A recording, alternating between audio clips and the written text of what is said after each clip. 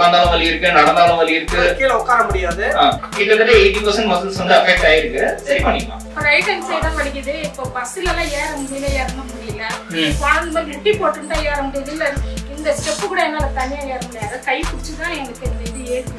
இந்த மாதிரி இருக்கிற முட்டி உங்களுக்கு இந்த பக்கமும் மசில் இருக்கும், இங்கேயும் இருக்கும், இங்கேயும் இருக்கும், ஃபுல்லா பேக்டா இருக்கும். ஓகேவா? இதுல மேஜரா வீக்கான மசில் எதுன்னு பாத்தீங்கன்னாக்கா கைக்கு உள்பக்கம் இருக்கிறது. ஓகேவா? தொடைக்கு உள்பக்கம் இருக்கிறது, தொடைக்கு பின்பக்கம் இருக்கிறது. இதெல்லாம் தான் வந்து ஈஸியா வீக் ஆகும். நல்ல ஹெல்த்தியா ஒருத்தருக்கே வந்து எடுத்து பாத்தீங்கன்னா அது கொஞ்சம் வீக்கா தான் இருக்கும். ஓகேவா? சோ அப்படி இருக்கும்போது என்ன ஆகும்னா முட்டி ஒரு பக்கமா சாஞ்சிடும்.